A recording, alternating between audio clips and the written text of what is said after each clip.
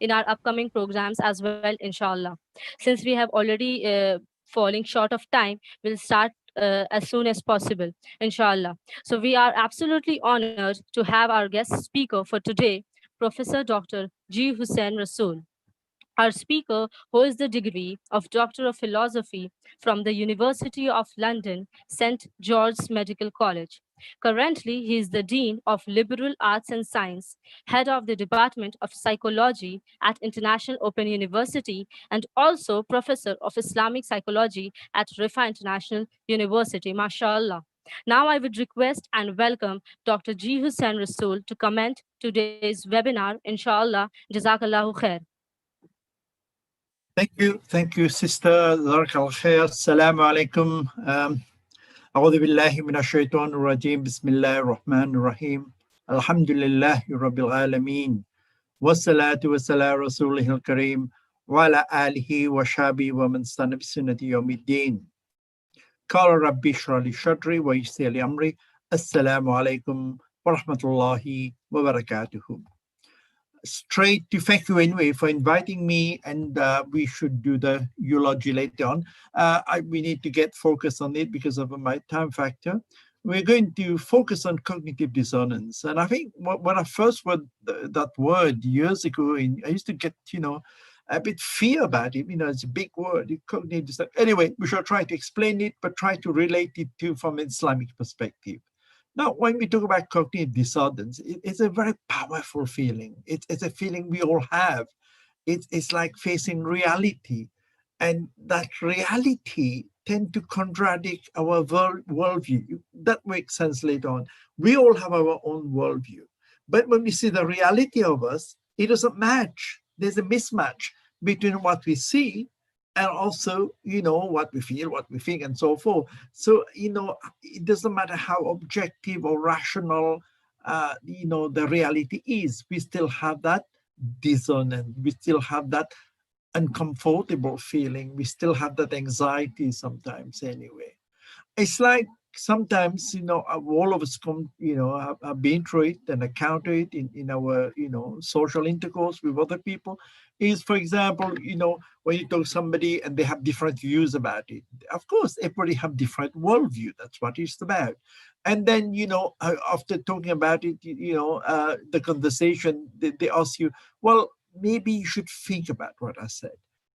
By saying that, they're saying to you, maybe you don't agree with my reality, with my worldview, and because of cognitive dissonance, and that's why I'm asking you to reflect on it. So they want you to reflect on and consider their own particular point of view. So as human beings, we have our lives, it's not in order.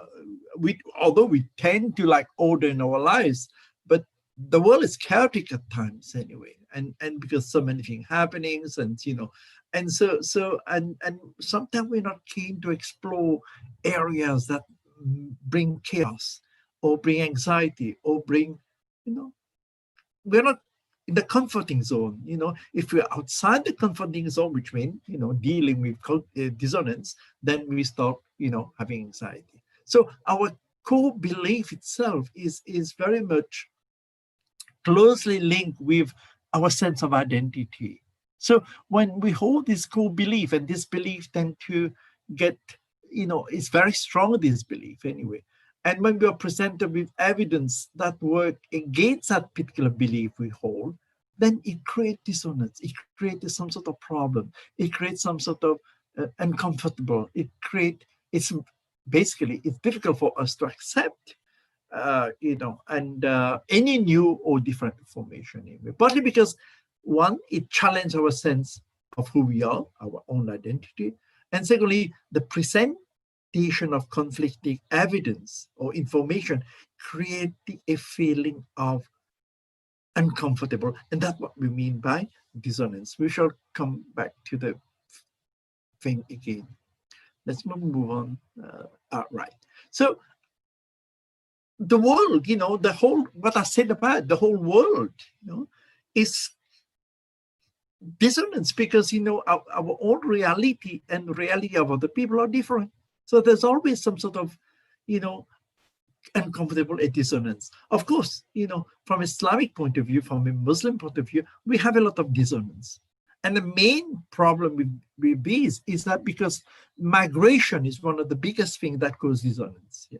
Migration, people migrating, Muslim migrating because of civil war, but for all sorts of reasons, they migrate from their own country, and then they go to more or less the Western world, the Western country.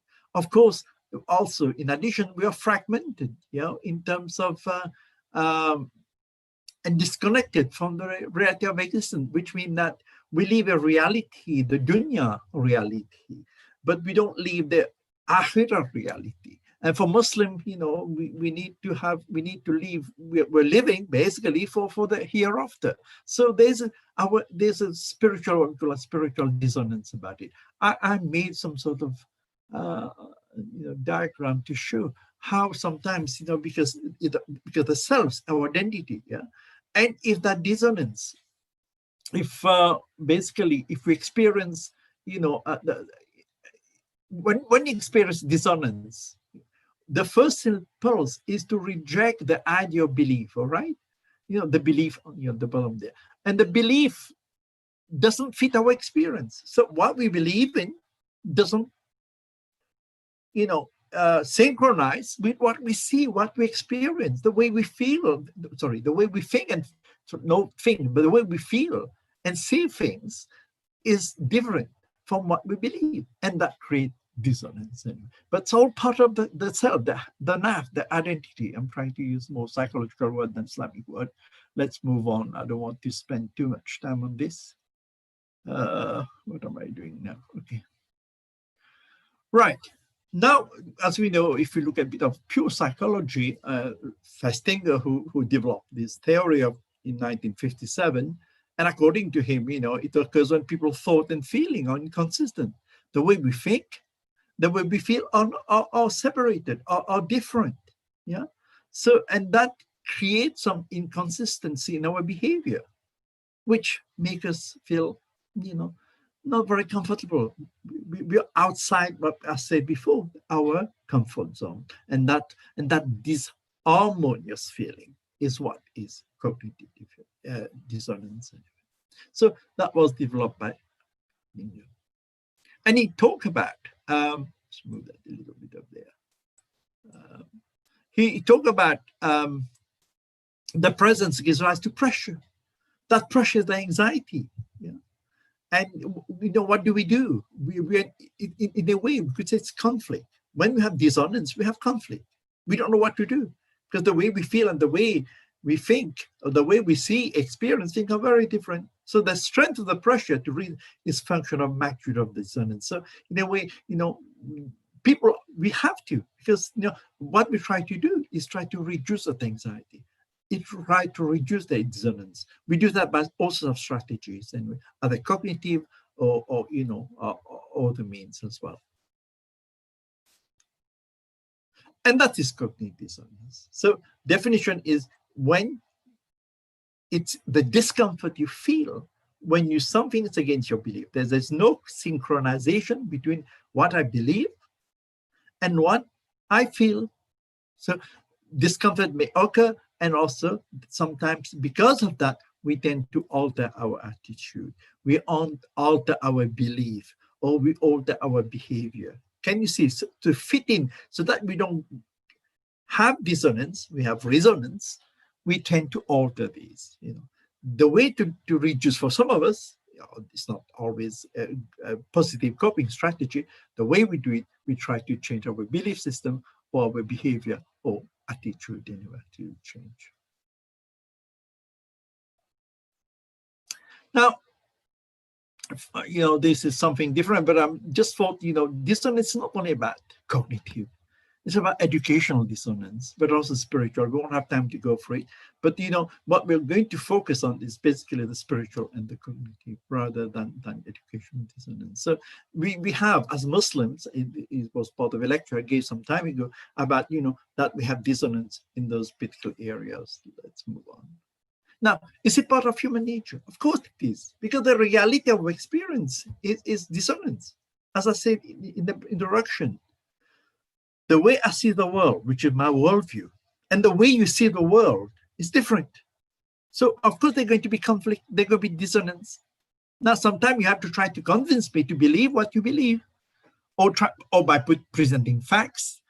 Sometimes even by presenting facts, sometimes you can see in smoking behavior, even by presenting facts or evidence, people don't still change their behavior because of that dissonance anyway. So it's part of human nature, it's part of living, it's part of life, and it's you can't get away with it. And the discomfort's always going to be there, because the conflict between our belief and our thought and deeds, and also what we do as human. It's a bit like biology, what they call in biology is called homeostasis. Homeostasis means that we have an equilibrium. It's like a thermostat in our body that reduces our temperature when the body too hot and so on. So we have that homeostasis, that psychological homeostasis. I'm inventing new words there. That equilibrium for us to change balance, because we cannot live in anxiety all the time. We can't live, although we face with it, but we have to try to reduce the dissonance as much as we can. So by doing that, we try to find some sort of balance or equilibrium. So of course, it's part of nature. You're going to see later on that in terms of trial and tribulation is a form of cognitive dissonance. So what causes it? Lots of it. We won't have time to go through all of it. Life events, what they call rite de passage, from birth to death, getting married, buying a new car. I mean, we make all sorts of excuses, why we need to buy this car, not the other one. This causes dissonance. A lot of things. So throughout a life event, what they call the rite de passage, from birth to death, there's life events that cause dissonance.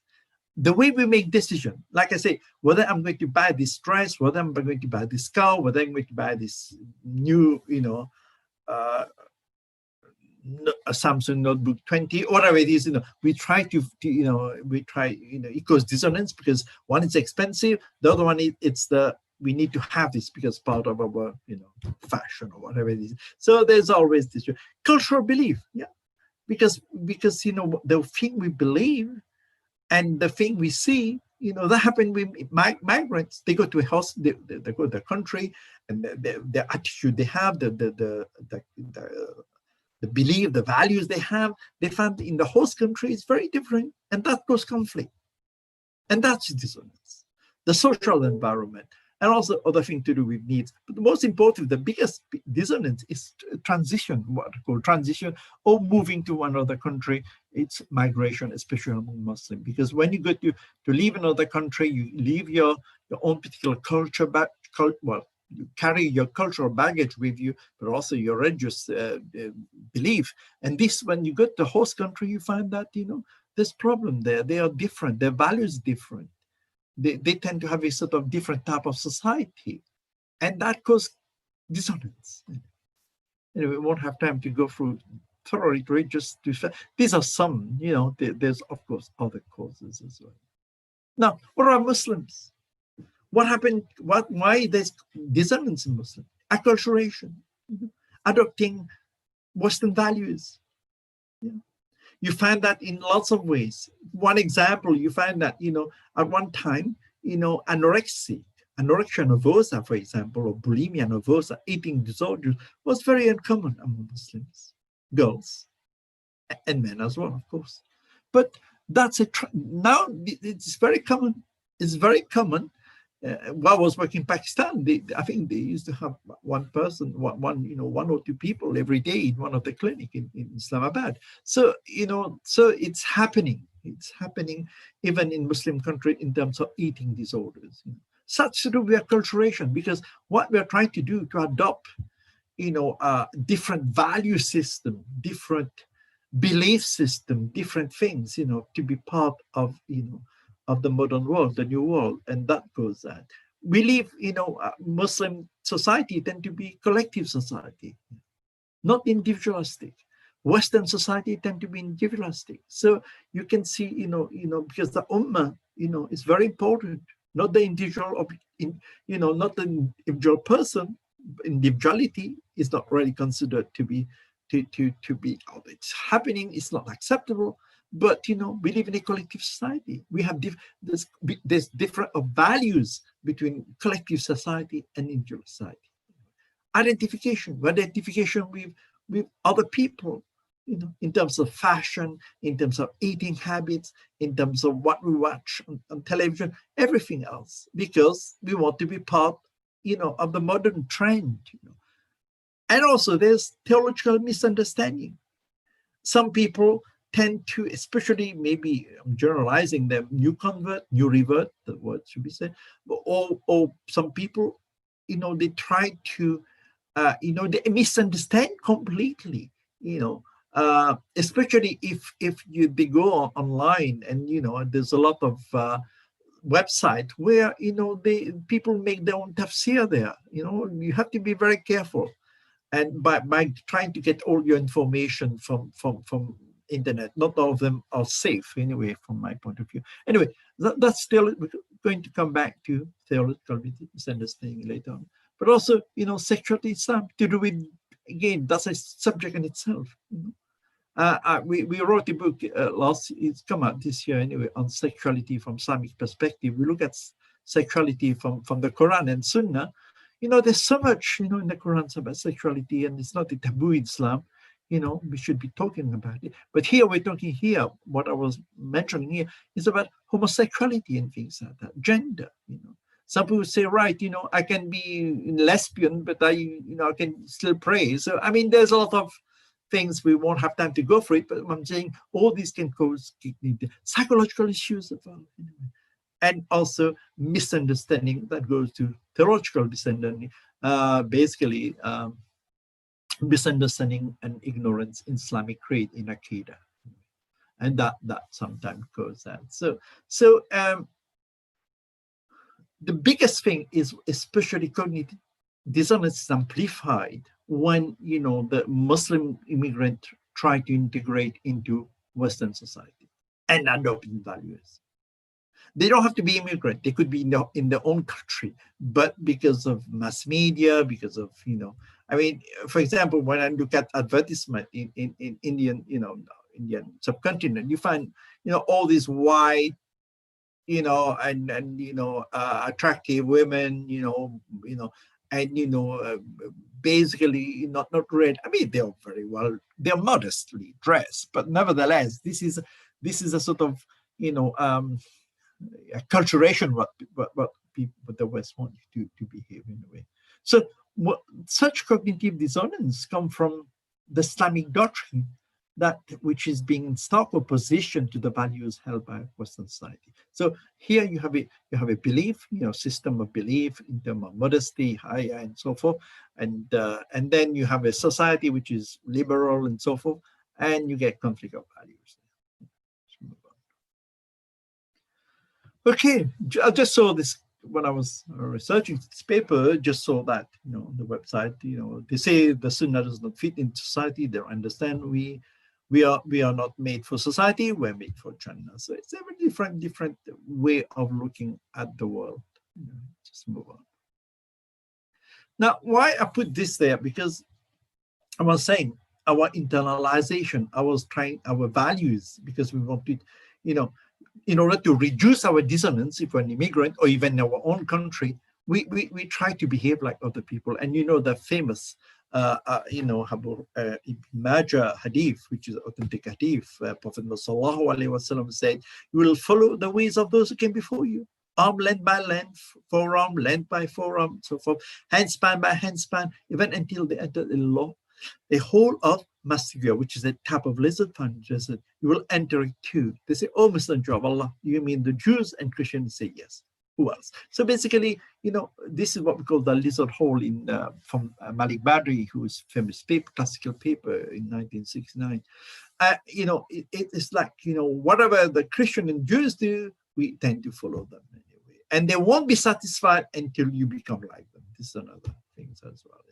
So that's why I put that there, which means that because part of acculturation is people like what they call integrated Muslim. Integrated Muslim, they love it. You find them on newspaper and so forth. They're the one who the West love, because they are integrated, and if you pray, you are a fundamentalist. Anyway, this is the different view we have. Anyway, let's move on.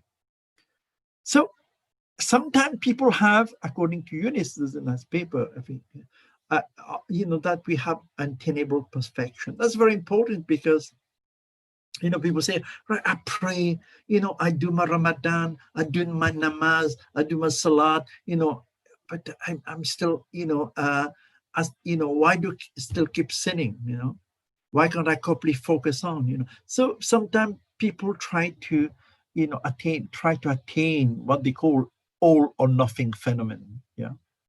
And also the guilt people have in terms of, right, sinning makes one bad Muslim. But we are children of Adam. This is in the Quran.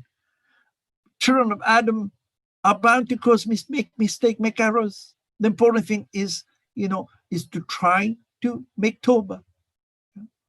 And so sinning is part of human nature. I'm not saying that you're sinning the same thing all the time, although, there's a point, it all depends on Allah's mercy. But, we cannot, be perfect. I mean, although we have a sort of strive to have ihsan, which is perfection in what we do, but nevertheless, we always think nowadays, I'm still trying to refine the way I pray, because you never stop learning. You never stop learning about refining. So some people are to perfection the ibadah. They try to attain perfection. And that causes dissonance.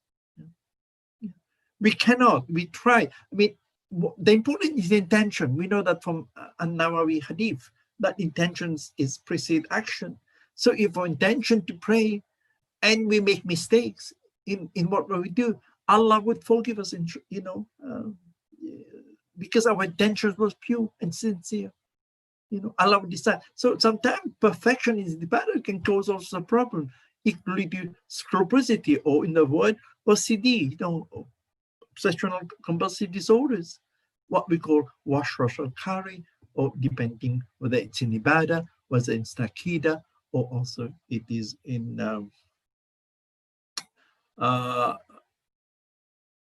tahara, which is purification. Anyway, this is in what my book I wrote about this. Anyway, so sometimes too much we try to attain too much perfections anyway, and it doesn't happen. It doesn't happen at all. And of course, by saying sometimes one is undoubtedly a terrible Muslim. So that's why some people say, if I was a true Muslim, or if I was a true believer, I would be committing the same sin all the time. But then we are children of Adam, as long as we make astaghfirullah, we make tawbah, and so forth. And this is from Sahih Muslim, and Abu Hurairah, Prophet Sallallahu Alaihi Wasallam quote, by him whose hand is my life, if you are not commit sin, Allah would sweep you out of the existence and would replace you with those people who would commit sins and seek forgiveness from Allah, and he would have pardoned them. Which means that, if you didn't commit sin, Allah would have taken you as a nation and replaced somebody who would. This is authentic hadith, from Prophet Sallallahu Alaihi Wasallam. So we cannot be sinless. But we try to avoid it. But we are children of Adam, alayhi salam. We are all prone to commit errors and sins. Now, when we have spiritual dissonance, I just want to briefly mention that is because, again, this is what we believe and what we do. Okay, this cognitive dissonance. What we believe, we all say every day. Most of us, Kul Allahu Ahad. Allah is one. Ahad. In Arabic we don't say Wahid is one, but we don't say Wahid but Ahad is unity, one, only one. This is not only to apply to Allah. So we say that all the time, because it's a surah, and of course our main source of knowledge basically is from Quran, and that leads to Tawheed. But what happened? We say that every day, but then what happened is we have do all sorts of things. People talk about mindfulness. People want to do hypnotherapy. People want to do, all sorts of things, which on one hand, or yoga, another thing that people do. I'm not saying that I didn't make fatwa on them. There are some lost scholars, that, very brilliant scholars who said these are haram. Yeah. Personally, a lot of people say mindfulness is okay. Personally, I don't anyway. What the point? Again, we are following the lizard hole. Why do what other people are doing? You could say, you could say, astaghfirullah, subhanallah, alhamdulillah. Is that the same thing? Why do you need to go and do yoga? And say, I have a lot of my own family members who used to say, "Oh, I did yoga because of the exercise." Of course, yeah, but it's not the exercise. It's what behind it. It's the theology behind it. That's dissonance. On one hand we say Kul Wallahu Ahad. On the other hand we associate Allah with partners. There you are. This is dissonance, and we do that all the time.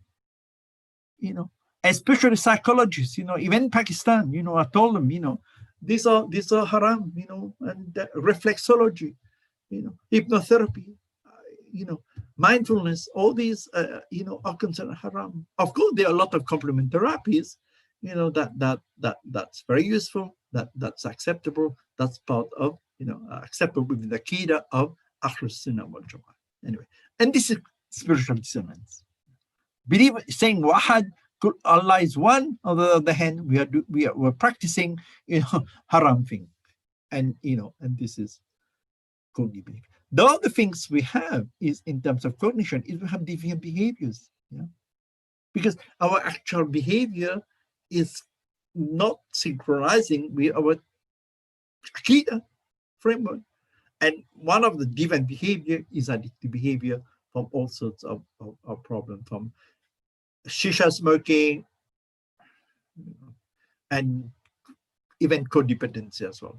This is a whole lecture in itself. But what I'm trying to show is that sometimes because of cognitive dissonance, we tend to fall into the trap of addictions anyway. Okay.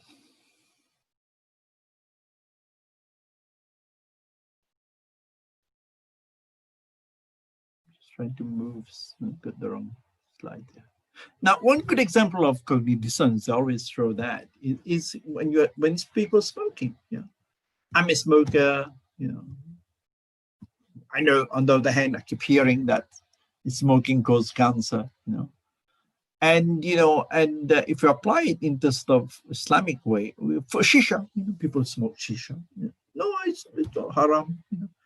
I mean, any smokers would tell you that, they find all sorts of excuse to say that it's not haram. No, it's makruh. It's makruh, it's not haram. It's not recommended, but it's not haram. And then probably when they give up smoking, then they say, oh no, it's haram.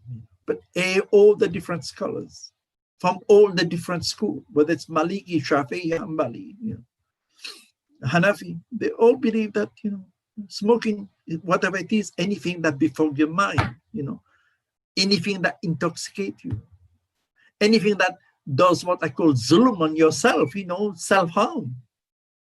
Because even shisha is worse than smoking. It's like smoking 50 cigarettes in one go. Other people don't see it anyway. I mean, I don't say that. The WHO, say that anyway. So again, we have cognitive dissonance in what we believe. We follow the Sharia, and at the same time, our behavior is different. And that's trial and tribulation. Is part of that cognitive dissonance. And in the sense that, we go, because these sometimes, when we go to testing, Allah testing us all the time. And because of that, sometimes we lose hope. Sometimes, we try to say, why me?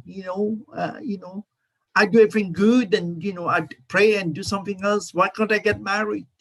Whilst other people who are bad get married. So again, this is dissonance, because Allah is testing us as well. This is Surah Baqarah, you're familiar with it. And that, Allah said, in Surah Baqarah, you're going to be tested. You're going to lose. You're going to fear anger.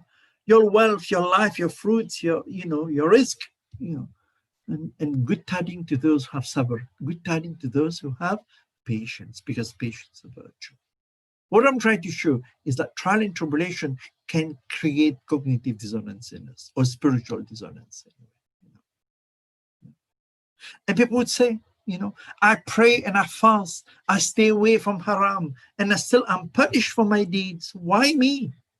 Again, this type of behavior, this type of thinking, of thought process, frame, these tend to lead us sometimes to dissonance, and sometimes may I said, lead us to certain disbelief or disbelief in them.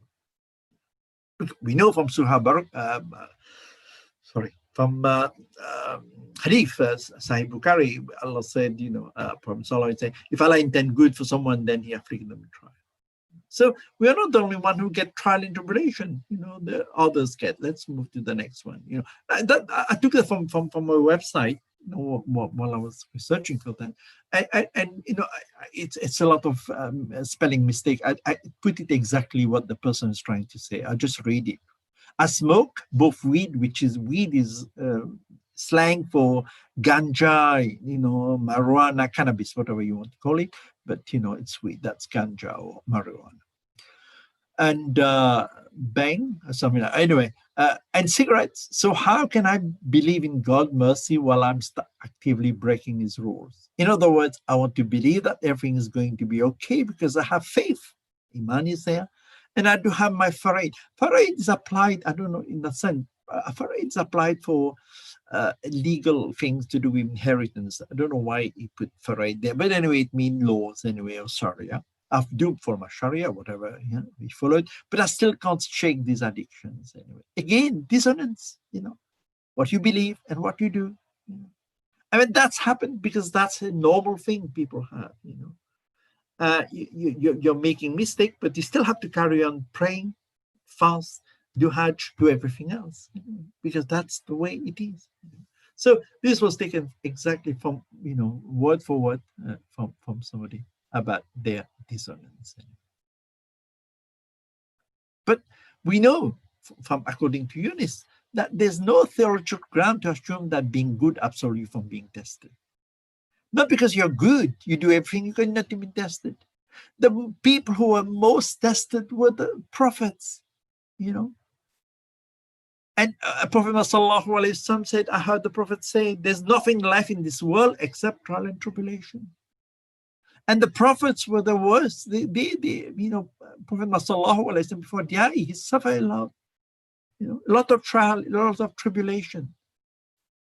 So they were good. They were perfect. Prophet Sallallahu was a perfect human being. He had this trial and tribulation as well. So we are mere mortal. And, so anyway, we know that from Surah Baqarah, Allah said about that Allah does never put a heavy burden on you more than you can hold on, like can bear. So Allah knows our capacity, but trial and tribulation is part of living, and that causes dissonance. Like I said, this is called dissonance because it may make us change things anyway. Oops, I'm moving too fast now. Right, I think because of the time factor, I don't know what the time is. Okay. I want to have a look at this action we take sometimes, This is to do with smoking, could be anything. So believe in smoking, you have cognitive dissonance. You know that smoking is unhealthy, okay? Cognitive dissonance, which is and present tension, state awareness that believed action is unconscious. Then I smoke cigarette to relieve that dissonance. I carry on. Or I change my belief. Although the evidence that smoking, there's a high correlation between smoking and cancer. Nevertheless, I would say, but not all, not all the evidence are conclusive. Or I know somebody who smoked and live for 90 years. So you always try to find some excuse, some rationalization, which is our belief, so that we can carry on smoking. Or if we change, if we really find a solution, we can say, right, we change our behavior. Cigarettes unhealthy. I have the information now. There's evidence such that I don't want to smoke. But that's there's motivation, there's readiness to change, there's a lot of factors involved in it, but this is sort of model on how, sometimes cognitive dissonance, we can change either the action, or we change our belief to suit our particular behavior. Now, in order to overcome that, we need to have it. I mean, for us Muslims, our heart is the most important qalb, most important part of the soul, part of the self, anyway. And we need to find out, identify the root of my dissonance. Like I say, although we're going to have a dissonance all the time, but nevertheless, sometimes if that's causing too much harm, then you have to make tawbah. You have to resist temptation. You have to go through purification of the soul. That's not a big deal. That's doing exactly what the Prophet Muhammad tell us to do, inform us what to do. Refocus on harmony, praise and worship Allah. And also, at the end, we need to rely on Allah, tawakkul, because, we need to tie our camel, like the hadith said. At the same time, we need to, we don't try not to do anything. We need to do something. At the same time, trust in Allah, have tawakkul on Allah. Now, sometimes to overcome dissonance, we can change information, then coming in new information, like I say, because if you want to carry on smoking, we are saying, we don't want, these facts are not right, And, now people are having problem with COVID-19, pandemic, and, they're saying, right, the mask is not useful. You don't want to wear mask, So people are changing the information in order to change the behavior. Or sometimes we can change our course of action. Either we reject the new information, we say there's not evidence, or we stop. And sometimes we have new thoughts. That's another thing. We try to find new excuse or new thoughts or new rationalization to carry on. Or sometimes, we travelize, make the whole thing less serious. Now, what's interesting is some couple of studies which I thought I mentioned from research that pointed out that, a quote from Yalom, which is, a quote, learning or change is likely to occur when the individual in a state of dissonance acts and reduce that dissonance. So basically, this is a period when you can change, but change in the right direction. So according to him, dissonance creates a state of psychological, like some sort of discomfort. We know that. Some sort of propels. It's like motivation. It's a way, in a way you could say, like it gives us some sort of, a motivation to change, to make everything more or less resonance or consonant state. Another one from Cambridge and Ashworth, it talk about, psychological analogy dissonance anyway. So the psychological impact become a motivating factor. The whole aspect, the whole effect of dissonance give us some sort of motivating factor. And I've tried to encapsulate it in this particular figure, is that we are cognizant, and that give us about, and then you can say from there you can go and try to purify your soul. Tazkiyah nafs. I haven't thought too much about that. I just done it a while ago, yesterday or something like that, but it's just something that we can write about, inshallah, later. So again here, using cognitive dissonance as a motivating factor. That's a positive way, but also we can use it as a demotivating factor in more or less, adopting all sorts of negative frame of reference or thought. Anyway. And you can see, just like I'm confusing, but the reason why I'm putting there is that you can see that, at the bottom, the inconsistency anxiety. So by adding a new consonant, but using element into it, right? So why not reducing that inconsistency and anxiety by doing ibadat? By doing zikr, by being, say subhanallah, alhamdulillah, zikr, whatever you want, pray nafil, read the Quran, learn Arabic, whatever it is. So what I'm trying to say is that in order to reduce that sometimes, we can add something to it, add a new consonant to it, to as a buffer, and that will reduce our anxiety. And also for us Muslim, that would prepare us for akhirah. rather than this particular dunya. Now, I'm not have time to go through it because of this time factor. I want to discuss a few, one discussion rather. And I think basically what we try to attain, as you know, there are three different type of nafs. So we won't have time to get. This is the mutmaina, which is a soul at peace, serenity, which is sakina. Sakina means serenity and tranquility. And this is naf what we try to work on. Is that this is naf where we at peace ourselves. And this is nerves that that make us in tranquility, and there's a lot of verses of Quran that support that anyway. Now, I mean, this is just something which what are dilemma in Muslim psychology? Because all of you doing psychology, otherwise you won't be here. Are we still in the lizard hole? Yes, after 60 years from Badri, right, talking about lizard hole in 1969, we're still suffering from it. And in Pakistan, where I worked, I'm still working, but I'm just saying, being there when I was, a lot of psychologists there are still in lizard hole anyway. They're still using American-based, for example, assessment, and I mean, it's only there. I'm not doing it in Pakistan, but it could be in India, it could be anywhere else. Anyway, it's Middle East as well. This is probably worse anyway, and they still use a lot of, probably not validated, reliable, American tests, which is nothing to do with the local population anyway. So unless you start, developing your own tests, it's a dilemma of psychology. Do we still favor dissonance? Yeah, we still favor, but because we get conflict between, trying to be westernized at the same time to trying to keep our own particular akida on. Again, psychology education program, of course, is very westernized, it hasn't changed. Freud is the biggest, sort of god there anyway, and maybe some of these people should be called Muslim Freud anyway. And are we remain unconscious? Yes, of course, we still remain unconscious incompetence in some neurologists. And basically, again, I think I repeat myself on top, is that we have problem with spiritual dissonance. I know I would stop now, but finally, anyway, conclusion that it's part of parcel of faith. Yeah, we're always going to have conflict.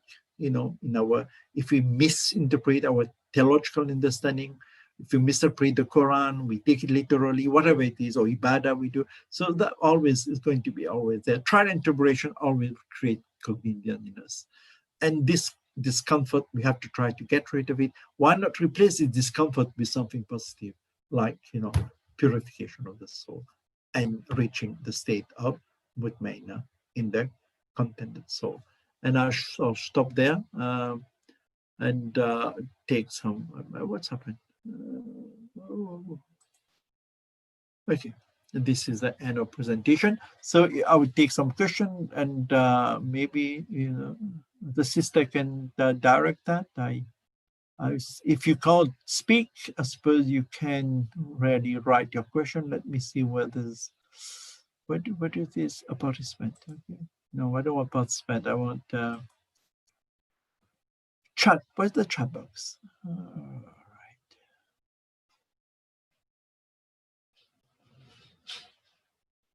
Okay, can the sister would repeat the question for me? I I got the chat anyway. Okay.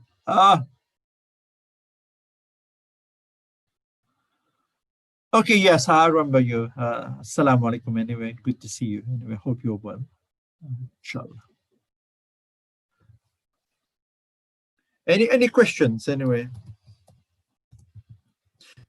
I know this is a very this is a very a glimpse of things, because in 40 minutes or less we can do much. It's just an introduction to things. I think inshallah we can do something a bit deeper, a bit more sort of. This is just an overview of things.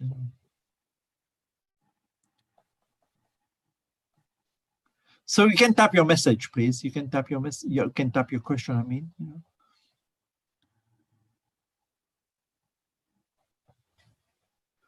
Excuse me. I just want to drink some water. One of the reasons why I have to leave you as well, because I have to pray Maghrib prayer. Maghrib prayer is already 1 hour. I couldn't pray Maghrib because Maghrib was not ready yet when I came and talked to you. So it's Maghrib now. So I cannot spend too much time. Otherwise, I'm going to Isha prayer and no problem. Yeah. I'm wondering if this, I'm just reading the question in case people. So I'm just wondering if the soul are struggling with sinning lifestyle when the stunners to remind them of coming punishment about how does one refrain from lapsing with the support is between. I mean, again, we need to see, lockdown, the self lockdown, whatever it is, as as an opportunity for us to try to grow, and things never going to be the same. People say, things going to change. And yeah, it has changed already. It has changed us, as human being. It has changed the whole environment we live in. Things never going to be the same. And I think during the lockdown from different countries, this was in a way some people can see it as punishment, but at the same time, a lot of scholars would say no, it's not punishment. It's like a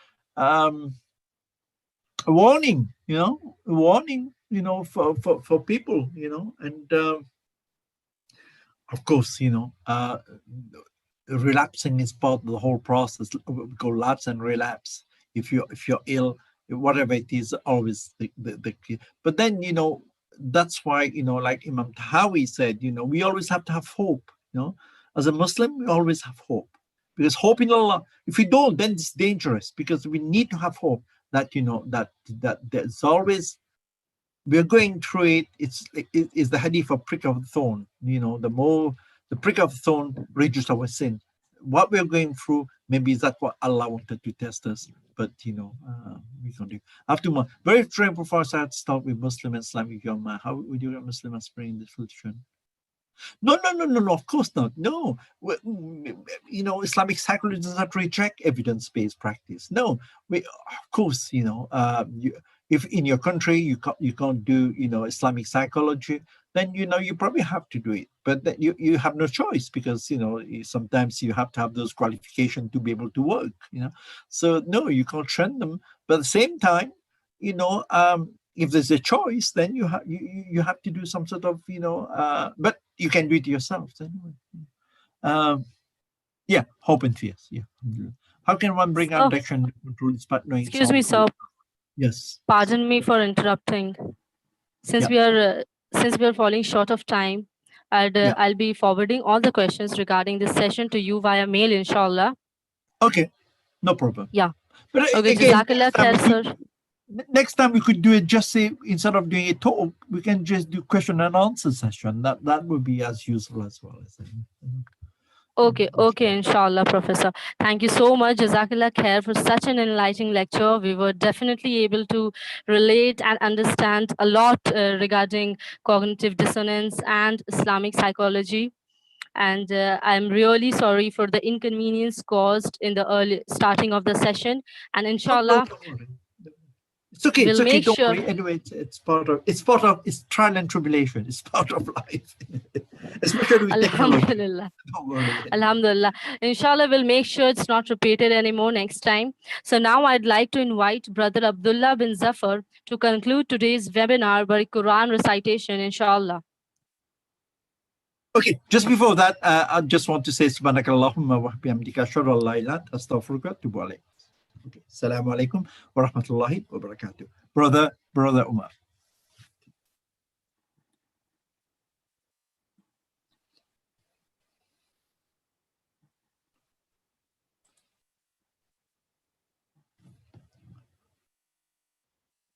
Hello? We losing? Yeah. Brother Abdullah? Oh, it's Brother Abdullah. Assalamu alaikum wa rahmatullahi wa barakatuh.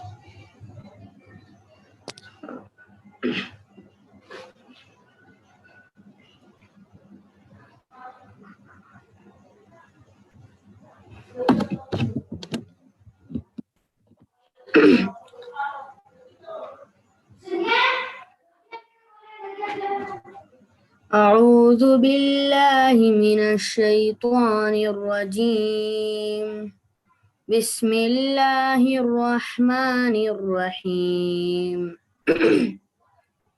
والشمس وضحاها والقمر إذا تلاها والنهار إذا جلاها والليل إذا يغشاها والسماء وما بناها والأرض وما طحاها والنفس وما سواها فألهمها فجورها وتقواها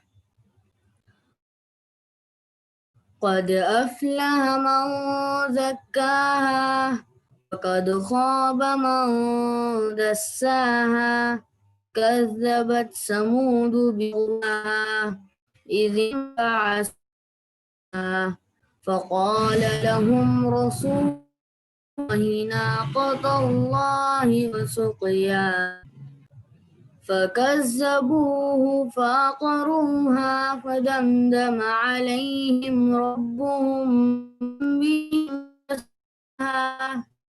ولا يخاف عقباها صدق الله العظيم.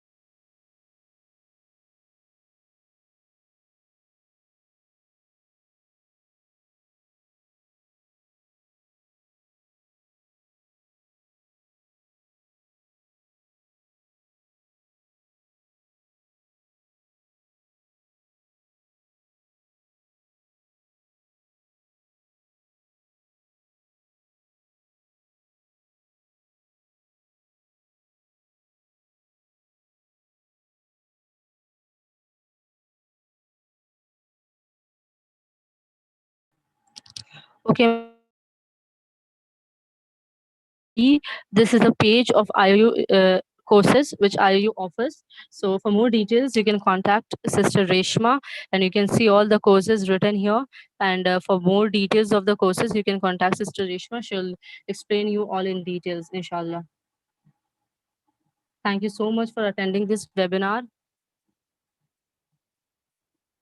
Assalamu alaikum wa rahmatullahi wa barakatuh.